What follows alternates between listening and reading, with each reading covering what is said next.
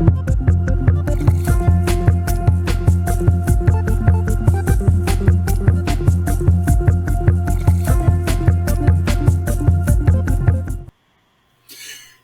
buenas noches, estimados amigos de este programa, su programa Punto Crítico, donde analizamos semanalmente, siempre los martes a las 7 de la noche y en vivo, cómo va evolucionando la economía, la sociedad y la política peruana y también en el contexto internacional.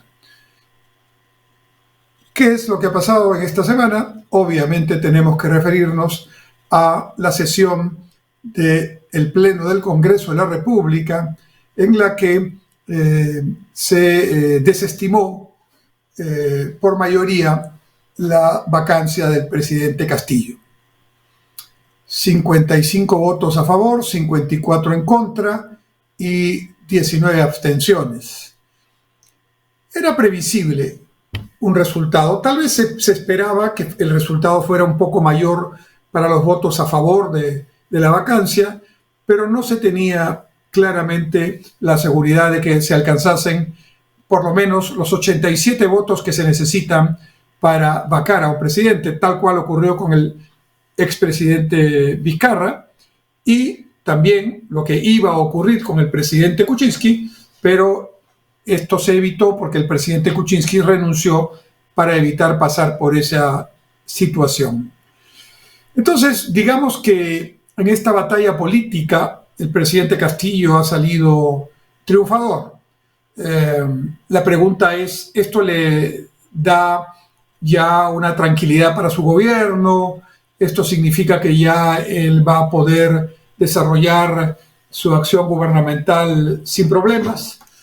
Pues yo creo que no, porque la mayoría de los problemas en los que ha incurrido el gobierno no son generados por la oposición en el Congreso o en los partidos políticos correspondientes o en la prensa de investigación o los medios de comunicación, como suele decir el presidente, sino han sido generados por el propio presidente y por el propio gobierno a través de sus principales funcionarios.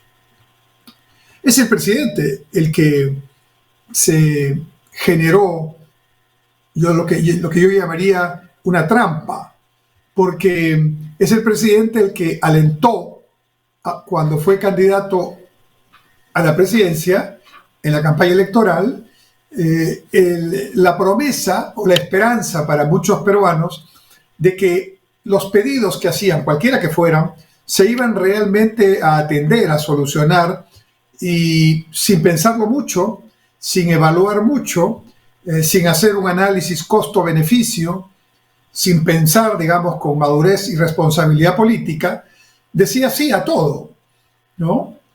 Recuerdo, seguramente ustedes también, que cuando iba a un meeting con los agricultores les decía, yo les restituiré el crédito agrario, en fin, haré la segunda reforma agraria. Cuando iba a una reunión con los ronderos, les decía, yo les aseguro que ustedes tendrán trabajo en las rondas urbanas, haciendo de policías en la ciudad. Cuando iba con los antimineros, les decía que iba a desconocer los contratos con las empresas mineras y que los recursos naturales iban a volver al poder, al ámbito del Estado con empresas estatales. Cuando iba donde los maestros, les decía que les iba a aumentar. Decía, no había un no, porque lo que quería el entonces candidato Castillo era sumar votos, y esto le dio, durante la primera vuelta electoral, un importante caudal de votos entre quienes siempre se han mantenido dentro de la población, dentro de la ciudadanía, en un voto de izquierda y de izquierda radical, ¿no? Ese voto lo captó el candidato Castillo y Perú Libre en esta primera vuelta, y adicionalmente captó a algunos otros que estaban buscando cierta radicalidad, no siendo militantes de izquierda, y que tal vez encontraron que Castillo representaba mejor la novedad frente a candidatos de la misma opción, pero que ya habían tenido posibilidad de hacer algo y no los habían satisfecho, o en la campaña no eran los radicales que esta parte de la ciudadanía quería que fueran. Y eso pasó con votos del Escano y con votos del mismo Juntos por el Perú de Verónica Mendoza, que se transfirieron claramente hacia la votación para Castillo. Así terminó una primera vuelta donde el candidato Castillo hizo muchísimas promesas, sin ningún plan de gobierno que lo sustente, sin ningún análisis, repito, mínimamente del costo de esas medidas, de su factibilidad legal, constitucional, económica, etc. Y luego, cuando entró en la segunda vuelta, insistió en esa metodología de decir sí a todos. A los transportistas les ofreció renovarles sus permisos, a los taxistas que estaban en rutas ilegales les ofreció legalizarlos. En suma, un manejo realmente con mucha demagogia, con mucho populismo y con poca responsabilidad. Y en la segunda vuelta, como ya sabemos, se juntó a este método de captar votos en base a ofrecer cualquier cosa, no importa si se cumple o no, se sumó el antivoto a la señora Fujimori, que en realidad le dio el triunfo para llegar a la presidencia. Pero la trampa consiste en cuando llega a la presidencia, el ya presidente electo Castillo y luego presidente posesionado, ya no puede comportarse como un digamos, opositor o líder en un meeting, ¿no? Ya tiene que cuidar lo que dice, ya tiene que pensar lo que no dice, ya tiene que preguntar si esto se puede hacer, ya tiene que hacer sumas y restas para ver si eso es presupuestalmente viable, si es técnicamente posible, si es constitucionalmente legal. Y entonces, ya ese método aplicado como presidente, que por cierto el presidente Castillo lo sigue aplicando todos los días, es decir, él sigue de candidato, él va a varios sitios, y esta vez ya como es presidente, ya le agrega un detalle, siempre demagógico, al método que ya empleaba como candidato, ¿no? El detalle adicional consiste en decirle en ese momento al ministro que está a su costado, usted tiene que resolver esto, y si no lo destituyo, si no, ya vamos a ver qué hacemos. Como si las cosas se hicieran solamente porque uno las dice, como si los proyectos de inversión no necesitaran previamente eso, tener un proyecto seriamente elaborado en sus aspectos económicos, técnicos, financieros, de ingeniería, de impacto social y ambiental, etc. Como si el presupuesto fuera ilimitado, como si, digamos, hubiera la posibilidad de atender todas las demandas al mismo tiempo, situaciones claramente que no son posibles y que, sin embargo, el ahora presidente no parece entender. Entonces, estamos en una circunstancia en la que una parte todavía de la población que votó por el señor Castillo sigue esperando que cumpla sus promesas. Y obviamente la parte más dura, la parte de izquierda radical, que fue, digamos, la que votó por él básicamente en la primera vuelta, sigue manteniéndose firme en su expectativa de apoyar al presidente. Pero esto va a generar problemas más adelante. La vacancia es un accidente, digamos, momentáneo, que sin duda puede generarle algún tiempo de cierto espacio político, cierto margen de maniobra, pero claramente la crisis política continúa y yo considero que incluso se va a agravar, porque siguiendo con la línea de la argumentación que estoy tratando de explicar, esas poblaciones que siguen pensando que el presidente Castillo va a cumplir con sus promesas, cada vez cuando transcurra el tiempo se van a dar cuenta que esto no va a cumplirse. Va a pasar el tiempo y no va a haber la solución. Porque en el fondo, la preocupación y la presentación central del entonces candidato Castillo y del ahora presidente Castillo ha sido y sigue siendo la misma. Lo único que tenía en la cabeza claro es que supuestamente para cambiar para mejor había que cambiar la Constitución. Y resulta que la Constitución hay que cambiarla por métodos constitucionales. Y en eso no se pusieron a pensar cuando ofrecieron el cambio de Constitución. Probablemente pensaron en la metodología que usó Venezuela en su momento, la metodología que usó Bolivia en su momento, Ecuador en su momento y que sigue usando Venezuela, como digo, y Nicaragua. Países donde fundamentalmente lo que ha funcionado son autocracias, dictaduras disfrazadas de democracia, con voto y muchas veces con voto manipulado, con manejo de medios de comunicación, con control estatal, con casi cero libertades, ¿no? Y consecuentemente sin democracia. Pero como nosotros mantenemos una institucionalidad débil, es cierto, pero que tiene cierto desarrollo y una vocación felizmente en la mayor parte de la ciudadanía democrática, entonces estos mecanismos no pudieron ni se podrán aplicar en el Perú. Pero claro, ya en el manejo de estos temas, sin un parlamento que tenga una mayoría favorable al gobierno, conseguir, así como ha sido difícil conseguir 87 votos para vacar al presidente, es imposible conseguir por parte del presidente Castillo y del Partido Perú Libre y Juntos por el Perú que lo acompañan, conseguir, 87 votos para un cambio constitucional también es imposible en este momento. Y entonces prácticamente la principal oferta que tenía, digamos, cierta racionalidad, aunque claramente no es buena para el Perú, pero digamos que muchos pensaron que sí, y algunos siguen pensando que sí. Yo me tomé el trabajo de escuchar durante la larga jornada de la discusión por la vacancia, me tomé el trabajo de escuchar varios de las intervenciones de los parlamentarios, los voceros y los parlamentarios individualmente, y claramente me doy cuenta que aquellos congresistas de Perú Libre, Juntos por el Perú y otros más, siguen pensando en esta especie de estribillo, de este lugar común, cambio de constitución, cambio de constitución. Y la verdad es que la Constitución solo puede cambiar constitucionalmente, valga la redundancia y la puntualización, de dos formas.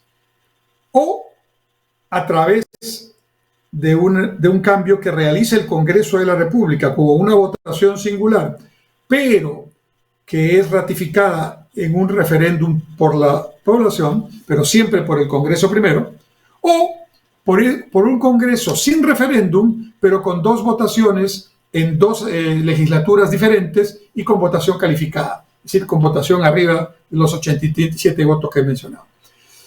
No hay forma, como quería el Perú Libre, el señor Cerrón, aliado del presidente Castillo, y el propio Castillo, no hay forma de que se haga a través de un referéndum que permita decir a la población si va o no va un cambio de constitución, y menos por un referéndum que a su vez genere una asamblea constituyente para ir en paralelo a la acción del poder legislativo. Entonces nos encontramos en un entrampamiento producto de la propia metodología que el candidato Castillo primero y el presidente Castillo después han venido y siguen desarrollando. Su propia argumentación quedó demostrado que era imposible de ejecutar. Imposible políticamente, porque no tienen los votos en el Congreso para hacerlo. Imposible constitucionalmente, porque no hay forma de ir por otro artículo constitucional, por otra vía tercera que no existe en la Constitución, para hacer un cambio constitucional, sino por las dos formas que he explicado hace un momento. Y yo diría imposible también socialmente, porque claramente ya cuando se pone el tema en debate y puesto a la explicación ciudadana, la ciudadanía no tiene este tema, me refiero al del cambio constitucional, en su agenda, ¿no? La agenda de la población es otra. Y este es un punto que no solamente tiene que ver con el gobierno, con el señor Castillo y sus asesores y ministros, sino también con la oposición en el Parlamento y los partidos que están representados allí. Ambos, ejecutivo y legislativo, se encuentran en una situación lejana, cada vez más lejana del pensamiento popular, de la inquietud popular, de lo que interesa a la ciudadanía.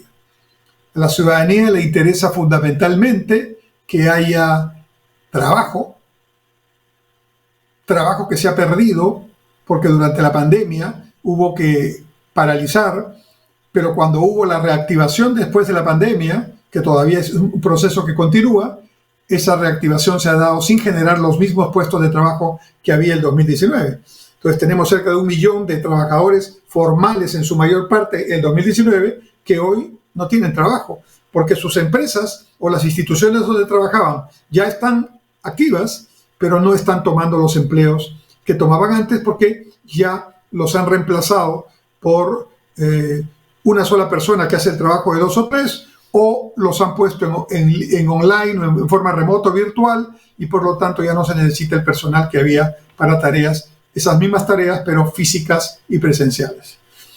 Entonces tenemos un tema aquí complicado, y por lo que estoy tratando de explicar de la manera más clara posible, el tema no lo inventó la oposición ni los enemigos del señor Castillo, políticamente hablando, sino lo generó el propio señor Castillo, el propio Perú Libre, que se genera trampa, decirle a la población: si me hacen presidente, yo cambio la Constitución, y si cambio la Constitución, resuelve el problema del empleo, de la educación, de la salud, de la justicia, de todo. Lo cual no es cierto, ¿no? Ya el segundo tema es qué tendríamos que cambiar en la Constitución para que eso ocurra. Pero claramente un cambio de Constitución, aún mejorando el texto en lo que se pueda mejorar, y seguramente habrá que mejorarlo en muchos aspectos puntuales, no asegura que se genere empleo, se genere una mejor salud o se genere una educación de calidad. Esto está clarísimo. Pero sin ese argumento principal y sin plan de gobierno, sin preparación reconocida por el propio presidente Castillo en la entrevista en CNN en español, cuando señaló, casi lo cito textualmente: yo no he tenido inducción para ser presidente, yo estoy aprendiendo mientras estoy ya de presidente. Eso fue lo que le dijo al periodista de CNN. Entonces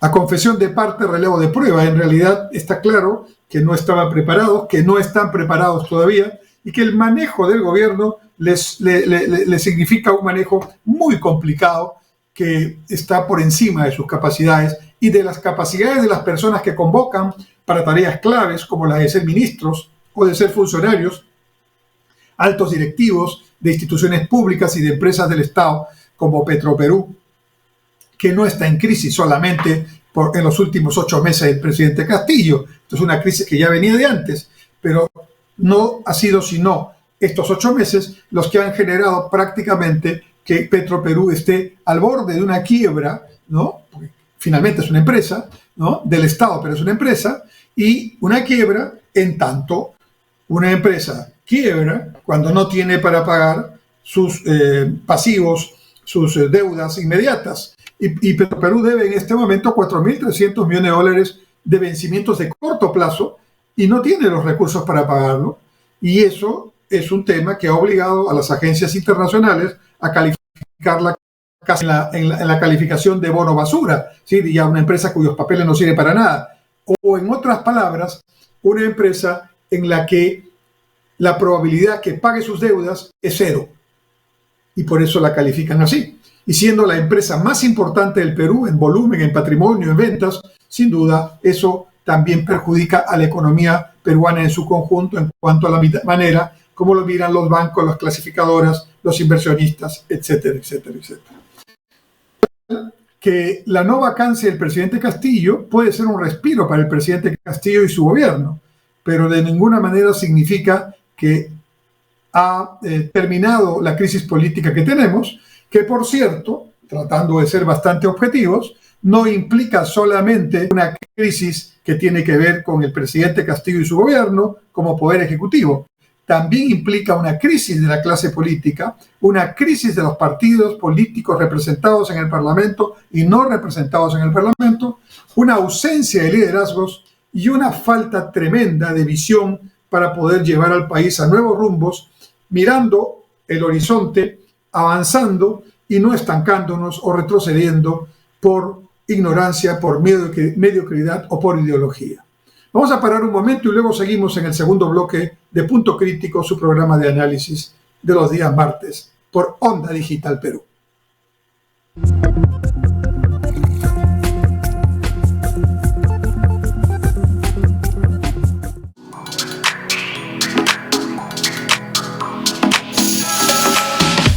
Hola, soy Adelaida Noriega Cabrera.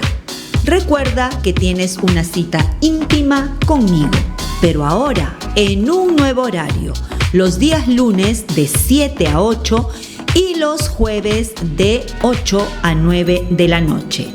Déjame tus inquietudes, tus preguntas al WhatsApp 9999-03150. No te olvides, tenemos una cita íntima.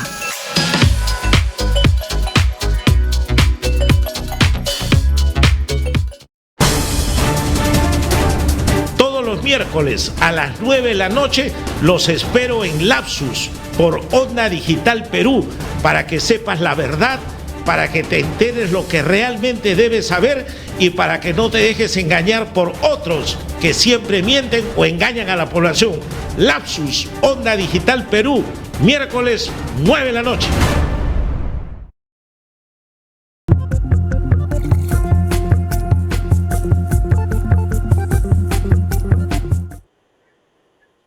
Continuamos en Punto Crítico, la situación política de nuestro país. En el primer bloque hemos hablado de lo que considero son las implicancias de la votación que no dio lugar a la vacancia, que significa, claro, una victoria política para el presidente Castillo y quienes lo apoyan, pero de ninguna manera significa que terminó la crisis. Es una batalla ganada, pero yo diría que la guerra está perdida, porque claramente, conforme pase el tiempo, y dado que ya sabemos que el presidente Castillo no va a cambiar en lo esencial, que es empezar, ¿qué sería un cambio sustantivo? Es imposible el presidente Castillo tal como ya lo conocemos. Un cambio sustantivo sería realmente parar de desalentar a la inversión privada y realmente dejar que la inversión privada, en lugar de ideologizar este tema y engañar a la población diciendo que si cambia un contrato va a mejorar el empleo de los peruanos, ¿no? Además con argumentos como el del gas, por ejemplo, ¿no? Ahora el precio del gas subió, está por las nubes, porque el precio internacional del petróleo subió y el precio del petróleo subió por la guerra entre Ucrania y Rusia y por otras razones más del mercado internacional. Y entonces viene de nuevo la demagogia y dicen, bueno, pero esto pasa porque si nosotros tuviéramos el gas, no pasaría eso. Y yo creo que hay que actuar cuando se hace política con la verdad, enseñando un poco, haciendo pedagogía, no demagogia.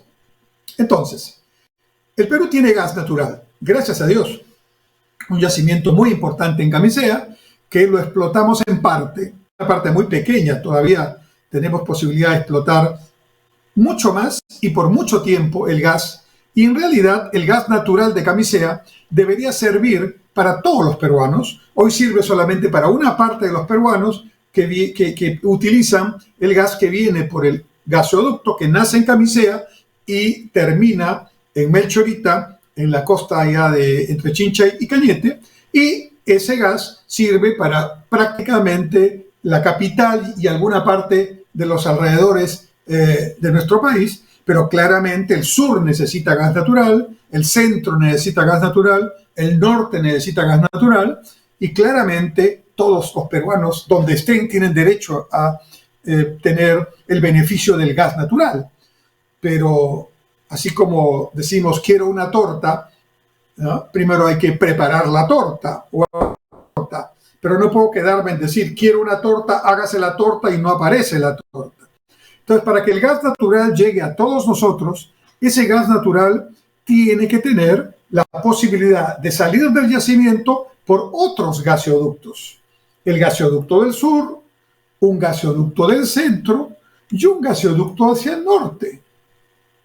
El mismo gas de Camisea puede llegar a todo el Perú. Pero hay que construir esos gasoductos. Hay que construir esa infraestructura. Cuando se construye esa infraestructura, recién, a partir de esos tubos que viene a ser la red primaria del gas, se pueden sacar las conexiones, la red secundaria, que llegue a las casas, que llegue a las provincias, ¿no? Con la conexión ya propiamente domiciliaria. Y entonces, como ya sucede en parte de Lima y de algunas otras zonas, ¿no? Efectivamente, el gas ya puede llegar y ese gas es un gas mucho más barato que el gas licuado de petróleo, que es otro gas, en realidad es un subproducto, ¿no? Que nosotros no tenemos en cantidad suficiente para abastecer y que dependemos incluso de importaciones para poder. Entonces, no confundir el balón de gas licuado de petróleo no se soluciona con un cambio de contrato, no se soluciona con un discurso, ni siquiera con un dispositivo legal. Ese gas lo tendremos que seguir consumiendo mientras la red de infraestructura de gasoductos no permita que el gas natural llegue hasta nuestras casas, hasta nuestras empresas en todo el Perú. Entonces, ¿qué es lo que tiene que hacer el Estado en lugar de espantar a la inversión privada? Tiene que llamar a concursos, porque no tiene el dinero para hacer 5 o 6 gasoductos en todo el Perú. Tiene que llamar a la inversión privada y hacer concursos, concesiones. No está concesionando ni regalando el gas, está llamando a la inversión para que ponga dinero el privado en la construcción de la infraestructura, adelantándonos 10, 15 años a esperar que tenga en algún momento dinero el Estado, ¿no? Y a cambio de eso, ellos evidentemente tienen una utilidad y ellos pagan una regalía, pagan un canon como corresponde a las poblaciones que están en los alrededores. Esa es más o menos la lógica del modelo. Entonces, ¿cuál es el discurso radical de izquierda demagógico? Dice, no, hay que cambiar ese contrato y con eso el gas llegará a las casas más barato. Eso es una mentira. Más falsa no puede ser. Y nos subestiman al decir esas cosas y pretender que no nos vamos a dar cuenta que nos están engañando.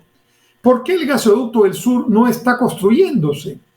También hay que decirlo con todas sus letras, porque el gasoducto del sur ya estaba concesionado y la concesionaria era la empresa brasilera que está vinculada a los temas de corrupción. Entonces, ese contrato, de alguna manera, está judicializado, por decirlo así. Bueno, ¿qué tiene que hacer el Estado si realmente quiere ponerle el gas a la gente? Pues tiene que tomar la decisión política de manejar el tema judicial independientemente como debe manejarse, ¿no? Con las investigaciones que tengan que hacerse, con los responsables que aparezcan.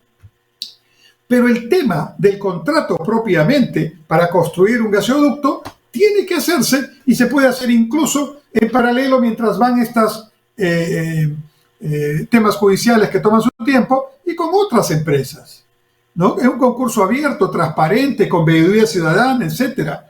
Es una decisión que tiene que tomar el gobierno. Pero el gobierno, en lugar de eso, pretende negociar con la empresa que tiene la concesión para traer el gas desde el Cusco hasta la costa y conseguir que pague un poco más. Cuando paga entre regalía y impuesto a la renta, paga más del 57% del total del valor de la venta. Es decir, pedirle que pague más y es decir, prácticamente trabajen gratis, ¿no? Así que es un perfecto desconocimiento de lo que pasa. Entonces, la población del sur la tienen con un discurso radical que dice, bueno, el gas para los peruanos, no más pobres según país rico. Muy simpáticas las frases, pero huecas, sin contenido, sin argumentación. Los recursos son peruanos, nunca han dejado de ser peruanos, ni dejarán de ser peruanos. Ahora, si lo que se quiere decir con estas frasecitas generales es que una empresa estatal tome ese trabajo, primero, no hay los recursos de inversión en el Estado peruano para invertir allí.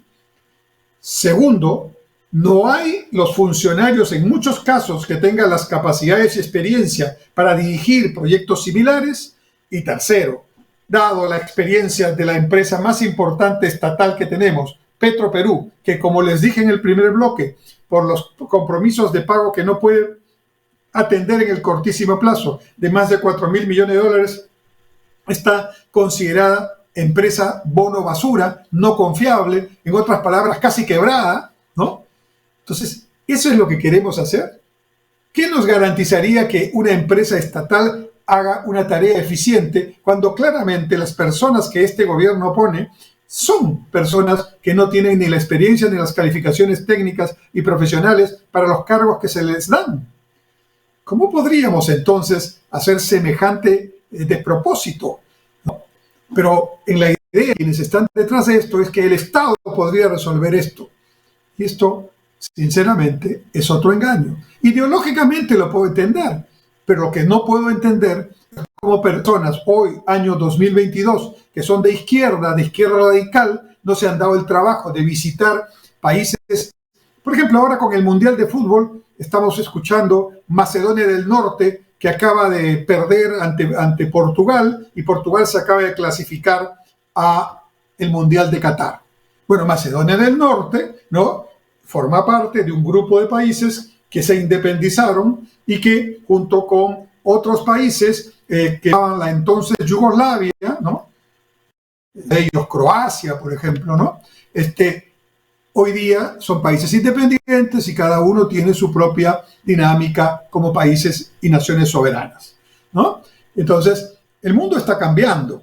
Esos países que tenían economías socialistas, economías estatales o cooperativas, que trataban de reemplazar al mercado como el generador de la actividad económica principal, esos países hoy día ya no están en ese tema, porque ese tema fracasó. Lo que no significa que el mercado es la panacea y que todo debe hacerlo el mercado. El Estado tiene que tener un papel fundamental. Pero el principal problema en el Perú es que el Estado no cumple su tarea, no por ideología, no por falta de un partido radical de izquierda, no cumple su tarea porque el Estado tiene que hacer ciertas cosas sí o sí y no las hace bien o no las hace. Las tareas del Estado son generar bienes públicos. ¿Qué es un bien público? Un bien público es aquel bien que, a diferencia del bien privado, que el bien privado es para quien lo compra. Yo quiero comprarme un auto, me compro el auto, entonces es un bien privado y yo soy el dueño del bien. Puedo prestarlo a alguien, pero yo soy el dueño del bien. Es un bien privado, no es del Estado, es mío. Pero los bienes públicos son bienes que usa toda la población o debe usar toda la población, pero los bienes públicos no se le dan al que lo compra, sino al que lo necesita. Entonces, educación pública de calidad, salud pública de primer nivel de atención de alta calidad y preventiva, justicia verdadera, seguridad ciudadana, infraestructura básica de agua, desagüe, infraestructura de comunicaciones, etcétera, son elementos básicos. El Estado tiene la obligación de ponerlo al servicio de todos los ciudadanos y no lo hace. Y eso es cierto, pero la receta que nos ponen para supuestamente afrontar la enfermedad es un engaño, porque la receta es cambiar la Constitución. No, la receta es que este Estado tenga, sí, un cambio fundamental, pero no un cambio ideológico para tener más Estado, no, un cambio para hacer su tarea bien hecha, transparentemente, eficientemente, oportunamente. Y esto implica un cambio hacia la meritocracia en la actividad pública, un cambio hacia un gobierno inteligente, un gobierno digital, un cambio hacia un gobierno que trabaja unitariamente, aun cuando tenemos la división gobierno nacional, gobiernos regionales, gobiernos municipales, etcétera. Un gobierno que trabaja en función de la propia geografía y diversidad del Perú y que no trabaja haciendo medidas unilaterales o iguales para todos, que no funciona en un país megadiverso. Un gobierno que haga su tarea y que claramente esa no es responsabilidad del presidente Castillo. Ese problema lo tenemos desde hace un tiempo, pero el presidente Castillo, lejos de colaborar para que ese Estado mejore, se modernice, se actualice, se ponga más rápido, menos burocrático, para realmente luchar por la transparencia y anticorrupción, en realidad de eso le ha puesto más fuego. En lugar de bajar el incendio, lo ha avivado con elementos que claramente no son solución y que generan la incertidumbre y la desconfianza mayoritaria que hoy tenemos y que hace 8 meses también teníamos, pero que se ha acrecentado. Entonces, desde el punto de vista político, la posibilidad de que el gobierno del presidente Castillo cambie, conociendo ya al presidente, que sus métodos cambien, por ejemplo, que se rodee de gente de izquierda, de pensamiento cercano, ¿no?, o de centro, lo que sea, pero que sean personas que puedan, que tengan el nivel. Esto no es discriminación. A los puestos claves tienen que ir las personas que saben sobre ese tema. Es como si yo estuviera de ciudadano como pasajero de un avión y de pronto dicen, a ver, votemos los pasajeros para ver qué piloto es el que va a pilotear el avión. Y alguien dice, yo soy de izquierda radical, voten por mí y no voten por el otro. Y resulta que ese sale elegido, pero ese no sabe manejar el avión. Entonces, ¿qué estamos haciendo? Eligiendo, sí, democráticamente. La elección del presidente Castillo no está en discusión, ¿no? Su legitimidad como presidente no está en discusión, así que ese tema deben sacarlo quienes lo meten a cada rato, ¿no? Y quienes lo siguen pensando, pues está mal, ¿no? El presidente Castillo salió elegido porque los votos dijeron eso y básicamente salió por una cuestión aritmética. En realidad, más de resta que de suma, más de división que de multiplicación.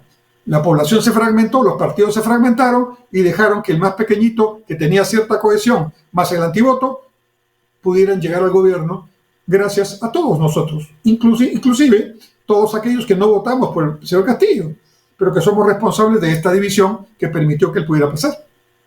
Así que el tema de su legitimidad no está en discusión. Así es la democracia y tenemos que aprender nosotros mismos de lo que hacemos y de lo que no hacemos. Tenemos que hacernos responsables de nuestro voto, ¿no? 7,5 millones de peruanos no fueron a votar en la primera vuelta electoral. Los que votaron en blanco viciado, la suma voto blanco más voto viciado más ausentes, ganó la primera vuelta. Son más votos que la suma de los votos de Keiko Fujimori y los votos de Castillo. O sea, en la primera vuelta no ganó ni Keiko ni Castillo. Ganó el ausentismo, digamos, el infantilismo político de viciar el voto y los que decidieron votar en blanco. Eso ganaron. Así que no es nuestra responsabilidad lo que está pasando. Tampoco nos salgamos del asunto como si no hubiéramos hace apenas un año estado en estos trances con posiciones que hoy muchos de los que decían votemos por Castillo, hoy día dicen no, ¿cómo está Castillo ahí? Bueno, Castillo está ahí o porque votaste por él o porque te enfadaste y no quisiste votar por la otra señora o porque decidiste no votar por ninguno o porque permitiste que se dividieran los liderazgos. Y claro, si el 70% de los peruanos se dividen en 8 partidos, entonces 1 o 2 partidos que quedan en el 30% pueden ganar una elección. Eso es matemática pura, lógica pura, y así funcionó. Entonces el tema no está ahí. El tema es que, a reconocimiento del propio presidente, cuando el presidente Castillo ya asumió el poder, no tenía idea de lo que tenía que hacer, excepto de cambiar la Constitución según él. Quitado el elemento cambio de Constitución por imposible, política, socialmente, económica y legalmente, como lo he mencionado, entonces claramente nos quedamos sin agenda, nos quedamos sin planteamiento, nos quedamos sin reflejos, pero además con personas que no tienen ni la experiencia, ni el conocimiento, ni la preparación. Entonces es un drama lo que está pasando en Perú en este momento. Es un drama.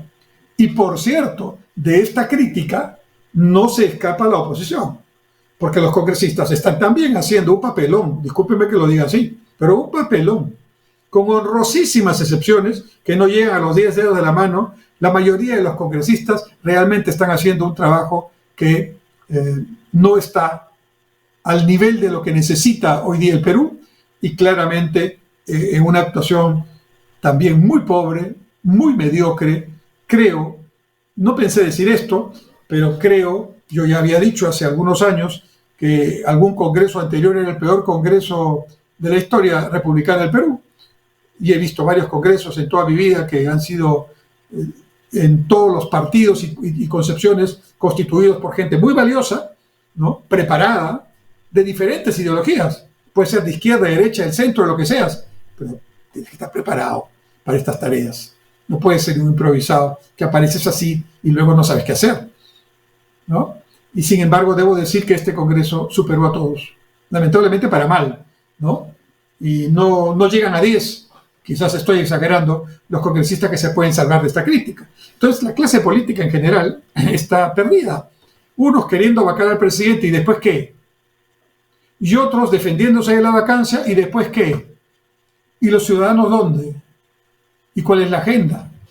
Entonces tenemos un serísimo problema que tenemos que resolver pronto y sobre eso hablaremos en el último bloque dentro de un momento.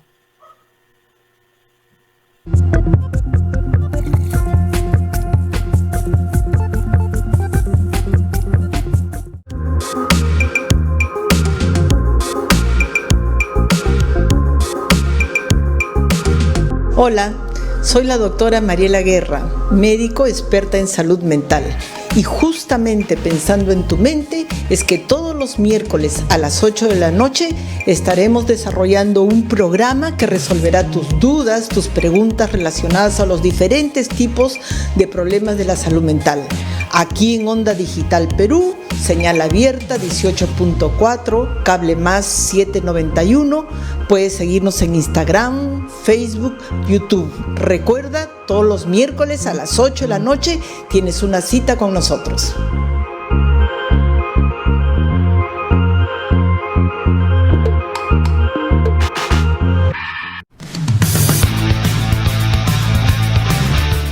Hola, soy Omar Sar y todos los viernes a las 18 horas transmitimos nuestro programa El Constitucional por Onda Digital, canal 18.4 de televisión digital abierta en Lima y por Cable Más en el canal 791. Pero también se transmite a través de nuestro Facebook Omar.Sar y de las plataformas de Facebook y de YouTube Onda Digital Perú. Ya sabes, El Constitucional, viernes, 18 horas. Te esperamos. ¿Buscas nuevas ideas para fortalecer tu negocio? Aquí en Onda Digital 18.4 y también por Cable Más tenemos Persevera Empresarial, un programa con ideas, consejos y sugerencias para ti y tu empresa. No te lo pierdas, martes 9 de la noche, Onda Digital 18.4. Te invitamos.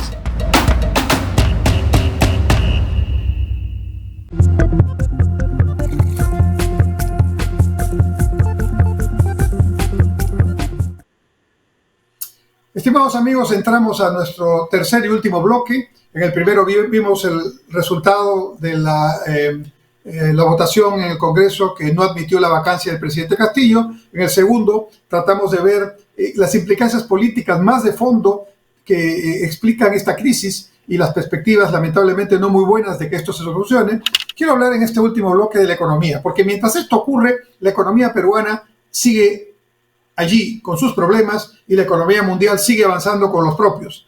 En consecuencia, algo así como si tuviéramos que enfrentar una tempestad, la tempestad está ocurriendo, pero nosotros estamos en la casa discutiendo sobre el liderazgo, sobre quién debe estar, sobre etcétera, etcétera.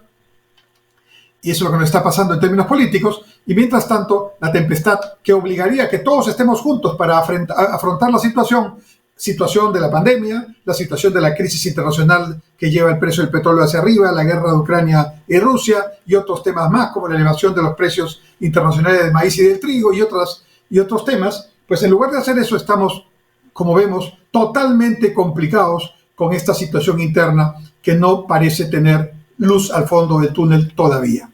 Bien, ¿cómo está la economía? Acaba de salir el último boletín, el último reporte de inflación del Banco Central que publica cada 3 meses.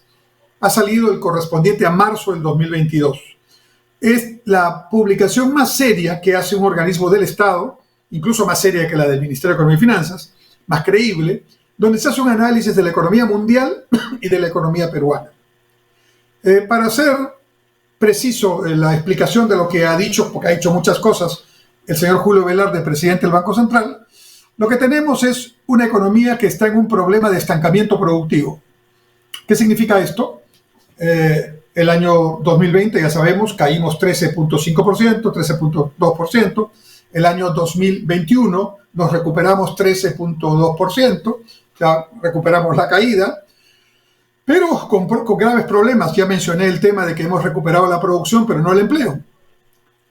Pero además de eso, hemos generado una situación que lamentablemente nos vino en la política, que en lugar de alentar desde el gobierno, desde las normas, desde las instancias macro, la mayor inversión, que sería lo recomendable en este momento, la mayor inversión privada, para que haya más crecimiento, para que haya más empleos, para que haya más ingresos, este gobierno, desde la campaña antes y ya durante el gobierno, ha generado que fuguen del país, no fuguen en el sentido delictivo del asunto, sino que se protejan saliendo del país entre 14.000 y 15.000 millones de dólares de personas jurídicas y naturales. Ha significado ya que el tipo de cambio tenga un impacto hacia arriba, que ya no bajará, estaba en 3.5, ahora está en 3.7, este neto hacia arriba se lo debemos al gobierno de Castillo. Lo otro que fue la subida hasta 4, era una especulación temporal y mucho derivaba también de situaciones internacionales. Entonces, lo que estamos viendo es que tenemos una economía que ya no está tan sólida, que ya se vulnerabiliza más frente a los problemas externos, porque internamente empezamos a perder la fuerza y la estabilidad que teníamos durante 20 años e incluso 30 años. Entonces, la discusión política, la discusión ideológica está ganando a la sensatez y a la discusión propiamente técnica y económica, que nos permitió no hacer cosas perfectas, pero generar 20 años de crecimiento, bajar la pobreza a 34 puntos, subir los ingresos de la población, generar una clase media que antes no había, y eso es una realidad concreta, con números, aunque los partidarios de la izquierda radical y del gobierno pretendan desconocer con un nombre de neoliberalismo y otras cosas más, que son pura frase hueca, pura ideología. Pero la pobreza bajó de 54%, 54.3% a 20%. Y el PBI estuvo creciendo durante 20 años sostenidamente, primero al 7% promedio, después al 5%, después al 3%, pero no dejaba de ser positivo. La pandemia vino y malogró este proceso y el gobierno actual terminó de malograrlo. Porque ahora lo que tenemos es una posición frente a los inversionistas internacionales, frente a los bancos y analistas internacionales que evalúan el grado de riesgo que tiene un país, una empresa, una posición que, a decir de los especialistas, pone la pregunta siguiente: ¿será el Perú un país ingobernable en los próximos meses? Entonces, les voy a explicar brevemente qué implicancias tiene esto en lo económico. La tasa de interés no se puede fijar por decreto. Alguna vez en el Perú habían tasas legales, pero nunca se cumplen. Cuando un precio, la tasa de interés es un precio, el precio del dinero, cuando un precio se pone fijo, el Estado decide, este es el precio, o el tipo de cambio, se decide, se congela el tipo de cambio, este es el precio, automáticamente, como eso no es algo que es producto de la oferta y la demanda, surge una demanda insatisfecha, o por no conseguir ese precio barato, porque está solamente para quienes están destinados, ¿no? O porque existe una demanda tal que no es posible satisfacer con los recursos existentes. En consecuencia, ese mercado que no encuentra posibilidad de atención en el mercado oficial, entre comillas, es capaz de pagar más que lo que el Estado dice que se puede pagar, y entonces todo país, esto es una regla, que congela precios tipo de cambio, tasa de interés, precio de los bienes y servicios, alimentos, etcétera, va a ver imposible de evitar que haya un mercado paralelo, un mercado negro, un mercado como quieran llamarlo, que es un mercado de precios más altos que se genera como consecuencia de la actitud estatal de fijar los precios. Sin embargo, en el Perú no tenemos felizmente el control de precios, pero el tipo de cambio ya no está tan estable, porque ahora vienen los impactos de fuera e internamente ya no estamos tan sólidos como lo estábamos hasta hace 2 años, 3 años. Los precios de los alimentos suben internacionalmente, suben aquí, porque muchos tienen componente importado. Y el impacto es doblemente fuerte porque suben los precios, pero los ingresos y los empleos no están subiendo en la misma proporción. De hecho, el gran detalle que no dije hace un momento, hemos tenido 20 años de crecimiento continuo, pero con inflación entre 2 y 3%. Ahora tenemos un periodo de decrecimiento o de crecimiento muy pequeñito, pero con una inflación de 6 a 7%, que fue la del año pasado. Y este año, así como vamos, por lo menos 4% y algo, o tal vez volvemos al 6.7%, porque dependemos de cómo va la cosa afuera. Pero esta situación nos encuentra no con 6 o 7% de crecimiento, nos encuentra con un crecimiento de alrededor de 3%. Ya no 4.8, como decía el gobierno hace 3 meses, 3.2, dice el Banco Central en su último informe. ¿Y qué dice el presidente del Banco Central con respecto a la posibilidad de un mayor crecimiento? Dice, me mantengo en mi pronóstico de 3,2, pero al mismo tiempo digo que es preocupante que la inflación no pueda bajarse a menos de 3, tal vez será 4, pero con posibilidad de subir y volver entre 6 y 7 como fue el año pasado. Punto en contra para el país y para los peruanos, Pero además, lo más importante, la inversión privada, que es el 80% de la inversión que necesita el Perú. La inversión pública es apenas el 20% cuando se permite que haga su trabajo, ¿no? El año pasado el gobierno devolvió 40% de lo que tenía que gastar en inversiones por incapacidad de gasto, porque no pudieron gastarlo, ¿no? Estoy hablando del gobierno en su conjunto, gobierno nacional, regiones, municipios. Pero aún así fuéramos eficientísimos, si no lo somos, la inversión pública solo es el 20% del total. El 80% es inversión privada. ¿Y qué ha pasado con esa inversión privada desde el año pasado? O se fue, o ha dejado de invertir en nuevos proyectos, o marcha más lentamente en los proyectos que tiene, o ya decidió cerrar. Entonces estamos en un problema muy grave, porque si esa inversión privada está en pronóstico del Banco Central en una tasa de crecimiento de 0% en el año 2022, y el IPE dice que va a crecer menos 9%, o sea que va a caer menos 9%. De hecho, en los últimos 6 o 7 meses, la inversión privada tiene una tasa de crecimiento negativa. Lo que supone el Banco Central para decir que va a ser cero durante el año 2022 es que va a haber una recuperación en estos meses de aquí a abril. Pero eso está por verse. Primero porque ya hemos dicho que el gobierno no tiene propósito de enmienda o no entiende que tiene que enmendar, ¿no? Que es peor. Y en segundo lugar, porque tenemos ya condiciones de la economía internacional que ya cada vez son menos favorables, no solo para Perú, para todo el mundo, ¿no? Quien pensaba hace 3 meses atrás en la guerra entre Rusia y Ucrania, que nos ha vuelto a poner el precio del petróleo arriba de $100 el barril, o nuevamente nos empuja hacia arriba el precio del maíz y del trigo, que son para nosotros insumos básicos para fideos, para pan, alimento balanceado del ganado, es decir, sube el precio del pollo también, por mencionar un tipo de carne que usamos en la canasta popular.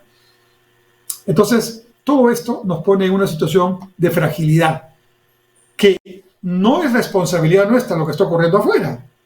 No le vamos a decir al presidente Castillo que tiene la culpa de la guerra entre Rusia y Ucrania. El presidente Castillo no tiene que ver con las tonterías que están en la cabeza del señor Putin, ¿no?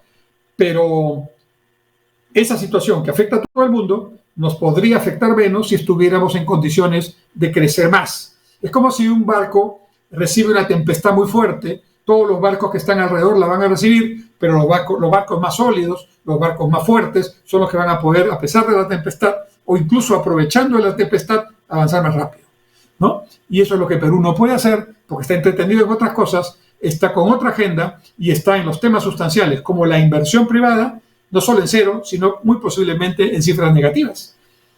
Y esto es precisamente lo que ha generado el gobierno del presidente Castillo. Entonces, si esto no mejora, el problema del crecimiento con inflación es un tema muy preocupante, porque es un tema difícil de salir, requiere una acción política muy clara, una acción económica muy contundente, pero que tiene un basamento técnico que no veo por dónde podría estar con este gobierno, que aun cuando ha permitido que el Banco Central siga independiente, a través del Ministerio de Economía y Finanzas no logra hacer mínimamente lo que se tiene que hacer para conseguir que este país pueda mantener su economía en condiciones de estabilidad y de fortaleza macroeconómica. Todo esto lo ven de fuera. Y entonces ha originado ya que la calificación de Perú ya ha bajado en 2 oportunidades.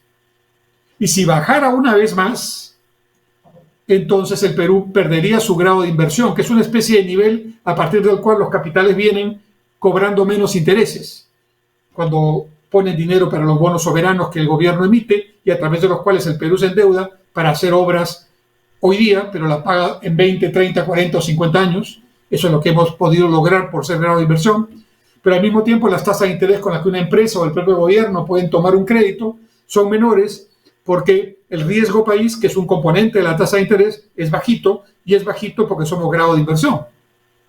Pero si ya nos bajaron 2 pasos, 2 notches, ¿no? Y al mismo tiempo han descalificado a Petroperú, y ya también las agencias clasificadoras le bajaron un punto en la clasificación internacional a 4 bancos, nada menos que los más importantes del Perú, el Banco de Crédito, el BBVA, el Interbank y el Scotia. O sea, lo mejor del sistema financiero peruano está degradado un punto, no por los bancos, sino porque los calificadores consideran que este manejo macroeconómico ya no tan estable y este manejo político tan poco manejable, vamos a decirlo así redundantemente, significa en la práctica que esos bancos van a tener problemas con sus futuros, con el cobro de los créditos que han otorgado, y esto previsoriamente, precautoriamente, hace que los calificadores digan, previendo que esto se va a deteriorar, mejor le bajo un grado a la calificación, avisando ya a los inversionistas que esto puede pasar, que es su obligación. Y eso es lo que está pasando. Y cuando Estados Unidos, a través de su Banco Central, el Banco Central de los Estados Unidos, se llama el Sistema de la Reserva Federal, o más conocido como la FED, FED, dentro de no sé cuánto, en pocas semanas, pero esto va a ocurrir de todas maneras, empieza a subir sus tasas de interés de referencia, ¿no? Entonces, lo que va a ocurrir es que va a impulsar a las tasas de interés del mundo a subir. Para empezar, el prime rate, que es una tasa de mercado, sube porque lo que el mercado baja por lo que el mercado dice. Si la Fed norteamericana sube su tasa de interés para combatir la inflación, que también hay en Estados Unidos, la señal para el prime va a ser que va a subir.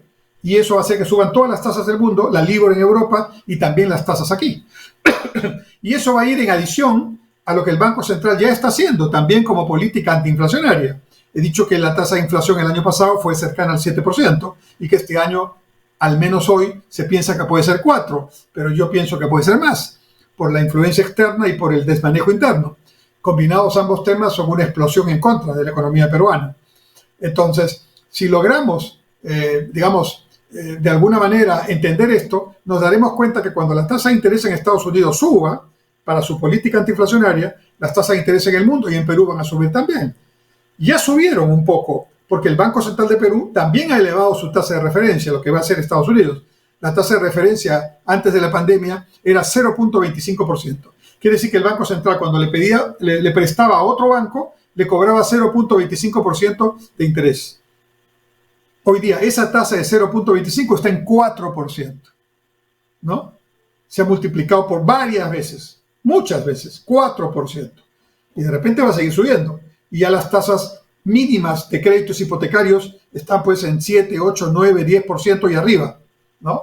Entonces los créditos hipotecarios se encarecen, muchos que han tomado el crédito hipotecario no lo pueden pagar, se retrasan en sus cuotas, los bancos tienen problemas de cartera y por eso les han bajado la calificación. Entonces miren todo el enredo que se produce como consecuencia de una situación económica como la que estamos viendo. Entonces, en resumen, a la situación política ya inestable y complicada se une la situación económica que conforme avanza el tiempo y con un gobierno que no tiene la capacidad ni el liderazgo ni el entendimiento de lo que hay que hacer en una crisis, porque en una crisis internacional lo que hay que hacer es exactamente lo que hace el gobierno peruano en este momento. Hay que poner todos los esfuerzos en apoyar a la inversión privada, aquí se le ahuyenta, todos los días se maneja un discurso anti-inversión privada, hay que poner más facilidades para los inversionistas extranjeros, hay que poner más condiciones favorables para que haya más concursos y que vengan más capitales. Aquí más bien se quiere que se vayan porque se considera que el Estado es el que debe estar haciendo eso, ¿no? Entonces, y eso más otros temas, para no hacer largo la lista de lo que se está haciendo o se pretende hacer, solo hacen lo contrario de lo que hay que hacer.